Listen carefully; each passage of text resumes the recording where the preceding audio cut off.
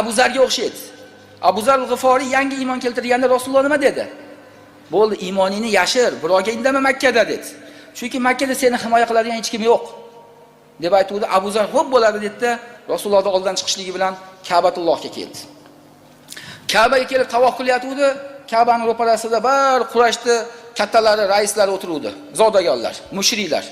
Ularning oldiga kelib turib bilan ashhadu an la ilaha illalloh, ashhadu anna Muhammad rasululloh dedi.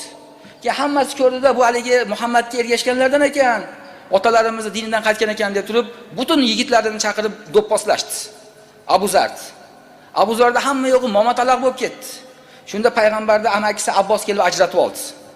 Rasululloh oldiga boruvdi, hamma joyi qon, urilgan, kaltayegan. Men senga iymoningni yashir, birovga bildirma demadimmi? dedi. Shuni aytib, men rohatlandim dedi. Maza qilardim dedi. Kaltayib ham maza qilar ekan odam. Agar shu iymon sababli kaltaydigan bo'lsa.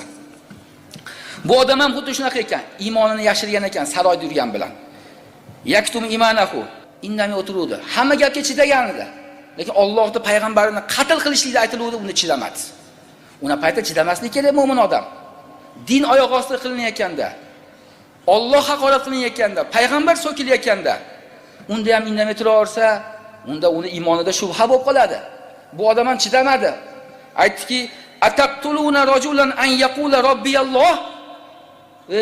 Rabbim Alloh deganligi uchun odamni o'ldirib yuborasizlarmi dedi. Ya'ni Musoni demadi. Nabiyulloh, Kalimullohni o'ldirib yuborasizlarmi ham demadi. Agar Nabiyullohni desa, unda bilinib qoladi. Sen nima uni tan oldingmi? Uni dinidanmisan deydi. Shuning uchun Rabbim Alloh degan kishini rojulni o'ldirasizlarmi dedi. Robbim Alloh deyishlik, Robbisiga ibodat qilishlik ayib emas u. Va qad ja'akum bil bayinat. Bo'lib ham bu sizlarga bayinotlar, dalillar, hujjatlar keltiryapti-ku. Musa payg'ambarga dalillar berilgan. Mo'jizalar berilgan. Hassa qo'lidagi mo'jiza. Buni ko'rsatdi-yu, isbotladi-yu sizlarga o'sha payg'ambar ekanligini deyapti. Sekin-sekin ochilyapti. O'zi asli kofirlar musulmonlarni nimaga azoblaydi? Buyuk Allohga iymon keltirganligi uchun azoblaydi. Aybi iymon. Va ma naqam minhum illa an yu'minu billah. Azim. Buyuk Allohga iymon keltirganligi uchun ulardan o'ch olyapti. Boshqa aybi yo'q musulmonning. Robbim Alloh degani uchun. An yaqula robbiyalloh va qad ja'akum bil bayyinati min robbikum. Rabbiylar tarafidan bu Musa sizlarga ko'p mo'jizalarni ko'rsatib qo'ydi-yu. Undan tashqari boshingizlarga balolar, azoblar keldi. Qon balosi, qon yog'ildi. Burga balosi bo'ldi, o't balosi bo'ldi, suv balosi bo'ldi. Boshqa balolar bo'ldi hamma Misrda. Rabbisiga bitta duo qildi. Rabbisi ijobat qildi. Sizlardan baloni ko'tardi-yu. Nahotki tan olmaysizlarmi shuni dedi. Nahotki shuning uchun o'ldirib yuborish kerakmi deb aytdi. Yana aytdiki, gapin davomida in yakun kaziban fa alayki kazibuhu va in yakun sodiqan yusibkum ba'du allazi ya'idukum. Va aytdiki, hammasi o'tirgan paytda agar bu Musa ikkita holatdan bittasi, uchinchisi bo'lmaydi dedi. Agar bu payg'ambarlik da'vo qilyapti ekan, agar haqiqatda kazzob bo'ladigan bo'lsa, sizlar aytganinglardaqa, uni yolg'oni o'ziga uradi. Yolg'onchilarni ko'ryapmiz, oxiri voy. Kosasi oqarib ketmayapti. Bo'lib ham bu Allohga, Alloh nomidan gapirib tuhmat yolg'onchi bo'ladigan bo'lsa, payg'ambar bo'lmaydigan bo'lsa, u yaqin kunlarda uni ishi fosh bo'ladi. Uni atrofidan odamlar o'z-o'ziga qochadi dedi. Buning uchun o'ldirmaslik kerak, tashab qo'yaylik biz dedi. Ikkinchi holati bor. Agar u va in yakun sodiqon, agar u haqiqatan payg'ambar bo'lib qolsa-chi, sodiq bo'lsa-chi shu gaplarda, unda yomon. Yusibukum ba'dullazi ya'idukum. Unda u va'da qilayotgan azoblar bizga kelib qoladi dedi. Shuning uchun ikki holatda ham biz tetrorlaylik, o'ldirib yubormaylik buni. Bu da'vat uchun uni yo'liga to'g'anoq bo'lmay turaylik. Firavun, sen katta podshosan dedi. Bu odamni yolg'onchi desen ham bir holat, uni uchun ham o'ldirish kerak emas, yolg'on gapirganligi uchun. Agar bu haqiqatda payg'ambar bo'lib qoladigan bo'lsa, unda Alloh taolo tarafidan azoblar kelib qolishi mumkin. Oxirat azobi bilan gapiryapti bu dedi. Innalloh la yahdi man huwa musrifun kazzab. Chunki Alloh taolo shu haddan oshuvchilarni, isrof qiluvchilarni, kazzoblarni hargiz hidoyat qilmaydi dedi. Shuning uchun sabr qilib turishni taklif qildi. Yana aytdiki, ya qavmi lakumul mulku al-yawma zohirina fil ardi faman yansurna min ba'sillahi in ja'ana. Yana bu odam qavmidan da'vat qilishdan foydalanib qoldi. So'z berildi unga, gapiryapti. Darrov to'xtamadi va aytdiki: "Ey qavmim" dedi. Bu kunda mulk, hukmronlik bizning qo'limizda-ku.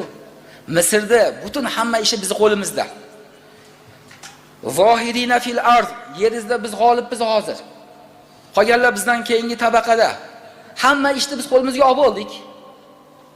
Sal ko'zinglarni ochinglar. Unaqangi odam o'ldirishlikka, zulmlarga bormaylik. Qirg'in baronlarga bormaylik.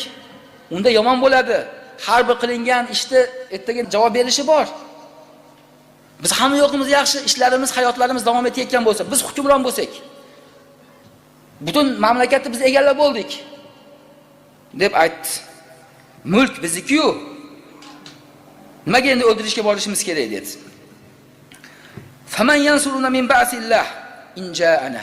Shu Musa aytayotgan azob kelib qoladigan bo'lsa, bizni haddan oshishligimiz sababli, xunrezliklarimiz sababli, zulmlarimiz sababli, odam o'ldirishligimiz sababli, shu Musoni o'ldirib olganimizdan keyin Allohning azobi keladigan bo'lsa, kim bizga yordam bera oladi? Allohning azobini kim to'sadi? Noshukr bo'lmaylik, shukr qilaylik. Hozir yaxshi yashayapmiz deb yana ularni da'vat qildi. Shunda Firavun darrov payqadi, qarasa gap boshqa tomonga ketib qolyapti. Bu da'vat qilyapti. Shuni darrov gapini bo'ldida qola Firavunu ma urikum illa ma ara va ma ahdikum illa sabila rashad. Firavun gapini bo'ldida men sizlarga faqat men ko'rgan narsani ko'rsataman dedi. Bu yerda meni gapim bo'ladi. Men shunaqa qilamiz, o'ldiramiz dedimmi, o'ladi. Bo'ldi, Musoning diniga joyi yo'q Misrda dedi. Keyin va ma ahdikum illa sabila rashad. Faqat mengina sizlarga to'g'ri yo'lni ko'rsata olaman dedi.